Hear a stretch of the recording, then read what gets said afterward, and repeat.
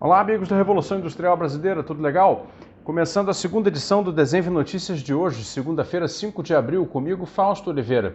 A Revolução Industrial Brasileira traz todos os dias para você duas edições do Desenve Notícias, um comentário rápido, ácido, crítico, poderoso a respeito de coisas que saem aí na mídia brasileira sobre a nossa economia.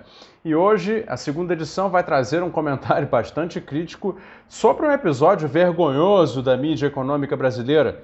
Nem da mídia econômica, do jornalismo brasileiro como um todo. Entrou para a história já o editorial da Folha de São Paulo de hoje chamado Novo Contrato.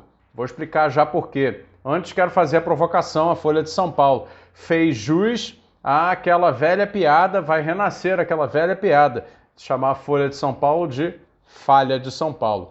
Essa é muito antiga, quem conhece, quem é do meio sabe muito bem, mas faz jus hoje a voltar a ser considerada a Falha de São Paulo. Claro, com um editorial como esse. O que diz o editorial Novo Contrato? É um grande elogio em 5 ou 6 parágrafos ao plano do Joe Biden, lá nos Estados Unidos. Estímulos em grande medida, em volumes financeiros significativos, trilhões e trilhões de dólares que estão sendo colocados à disposição da economia americana, seja na forma de auxílio a pessoas e empresas nesse momento aí para remediar os danos da pandemia, seja também na forma do redesenho da economia dos Estados Unidos para o futuro. Ou seja, são investimentos em sofisticação produtiva da eletrificação dos veículos, seja em geração de energia limpa, novos setores de mais fina tecnologia, como por exemplo a manufatura aditiva. Certamente muita coisa vai entrar nisso aí. E depois, claro, a questão do investimento em infraestrutura, porque a infraestrutura dos Estados Unidos, dados os 40 anos de neoliberalismo dominantes no mundo inteiro, pelo menos no Ocidente inteiro, também sofreu, a infraestrutura dos Estados Unidos também sofreu com isso. E eles vão começar a corrigir isso a partir de agora. O Donald Trump, justiça seja feita, já tinha planos de investimento pesado em infraestrutura. E aí falando tudo, né, principalmente o sistema das rodovias interstate, né, dos Estados Unidos, que estão muitas delas deterioradas, e outras coisas, como por exemplo as pontes ferroviárias, que são sempre um risco, né, historicamente um risco nos Estados Unidos, porque vencem vãos muito grandes sobre canyons, né, onde passam rios lá embaixo, etc. E outras coisas mais como aeroportos, portos, hidrovias, oleodutos, gasodutos, e o diabo a quatro. Eles vão investir, vão botar dinheiro pra caramba, e isso certamente vai mobilizar toda a indústria nacional, todo o emprego, e vai, claro, gerar muita qualidade de vida e vai criar toda uma geração de riqueza para os Estados Unidos. A Folha de São Paulo aplaude isso tudo muito bem, né? E no final do editorial coloca um paragrafinho dizendo: no caso brasileiro, não dá. No caso brasileiro, não dá. Aí eles dizem que aqui não dá para ser assim. E aí fica essa vergonha, quer dizer, os caras, né, pedem aqui no Brasil o quê? Corte de despesas, reformas que cortam despesas, flexibilizações orçamentárias que a gente sabe que, tal como são colocadas, não afetam aqueles que de fato abocanham partes significativas do orçamento para nada, que são os privilegiados aí do judiciário, não é verdade? As altas castas militares, etc, etc. E pedem reformas e reformas e reformas, né? Para ser justo com a Folha de São Paulo, ainda vou conceder que eles pedem a reforma tributária para tirar a regressividade e substituir pela progressividade do sistema, mas isso é insuficiente. Pronto, já fui justo. Olha, o editorial é uma vergonha. Me parece aquela figurinha que o pessoal usa no WhatsApp, que tá a Miriam Leitão e o Ricardo Amorim dizendo assim, desse tipo de coisa, do plano do Biden, né? Dizendo, lá eu apoio, né? Os dois sorrindinhos, assim, com um dedinho para cima, lá eu apoio. Porque é isso. É isso. Lá eles apoiam, aqui não pode. É uma ridiculice atroz. Isso é um argumento que não se sustenta, é uma sem-vergonhice, igual alguém falou no Twitter mais cedo, é uma sem-vergonhice. É claro que se aplica. Está se aplicando no mundo inteiro. O que o Biden está fazendo é apenas a versão mais avantajada de uma nova lógica econômica, que aliás de nova não tem nada, que é a lógica permanente do resgate necessário das economias privadas pelo ente público, que é o emissor da moeda, a partir do momento em que ela dá craca, a partir do momento em que ela entra numa encalacrada sem volta, que é exatamente onde entrou a economia privada mundial a partir da soma dos três fatores que levaram ela a isso, ou seja, crise do subprime 2008, década perdida, né, de 2010, né? Ascensão chinesa, incontestável, apoiada também nas ascensões industrializantes de países poderosos, como Índia, não é verdade? E outros menos, mas que também são relevantes, como Coreia, Taiwan, Malásia, Singapura, etc. E terceiro ponto, que foi aí o terceiro cavaleiro do apocalipse, como está se chamando, que é o Covid. É a pandemia, né, que nós ainda estamos vivenciando. Ou seja, está em curso uma mudança de lógica econômica e de paradigma econômico e mais, paradigma técnico-econômico.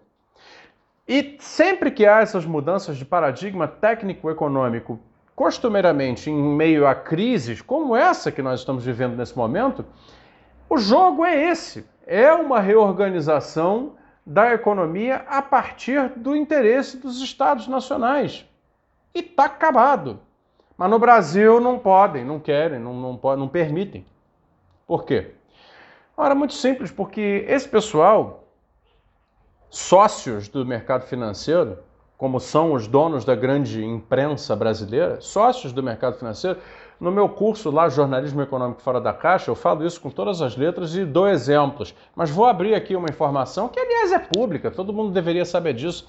A Folha de São Paulo, o Grupo Folha hoje, está se transformando numa empresa de banco, uma empresa bancária. Como? Ah, meu Deus, como ele sabe disso? Vocês já ouviram falar do PagSeguro? O PagSeguro é do Grupo Folha. O PagSeguro já é um banco digital, depois de se tornar um meio de pagamentos e recebimentos, e depois de cobrar gordíssimas comissões de tudo isso, já é talvez o primeiríssimo negócio em termos de geração de faturamento para o Grupo Folha. Eu não poderia afirmar se é o primeiro, se é o segundo, mas certamente é mais do que os negócios de mídia. Ou seja, existe alguma possibilidade do Grupo Folha ter uma opinião diferente dessa? Não tem, não há. Assim como a corretora Orama, que é do Grupo Globo. Assim como todos os serviços que o Estadão tradicionalmente provê para o mercado financeiro, a la broadcast, como todos os serviços da Agência Estado, etc, etc. Então, assim, é muito clara a associação entre empresas de mídia e empresas financeiras, o setor financeiro como um todo da economia brasileira. Dado que isto é assim, está explicado um editorial vergonhoso como esse, que aplaude a ressurreição econômica que está sendo promovida nos Estados Unidos, neste momento, através de um generoso plano de investimentos públicos em empresas, em base material e em pessoas, visando o redesenho da economia para a sua nova geração tecnológica, para a nova geração técnica e tecnológica daquela economia, para que ela não seja engolida pela essa nova geopolítica que se coloca aí no mapa do mundo, né? Aplaudem tudo isso, mas para o Brasil não pode. O Brasil não pode, porque não pode, porque não pode. Não se sustenta nada disso, pessoal. O fato é o seguinte, o Brasil pode não ter trilhões de dólares para colocar na sua economia, mas certamente tem bilhões de reais. E não são poucos, são centenas de bilhões de reais. No ano passado, quando nós elevamos a relação dívida-PIB brasileira para, sei lá, 90%, digamos que esteja nesse nível, gastamos aí 300 bilhões de reais pagando auxílio emergencial que sustentou malhe a vida das pessoas. Não é verdade? Não se abriu um buraco sem fundo na economia brasileira. Não se abriu um buraco negro onde a economia brasileira foi tragada para sempre condenada. Ao contrário, o que aquilo possibilitou foi a salvação da economia brasileira de um destino que em 2020 teria sido catastrófico. E, portanto, isso tem que ser repetido a partir de agora.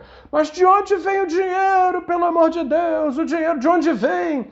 Gente, parar de uma vez por todas de acreditar nesse argumento ridículo que compara o Estado a uma família.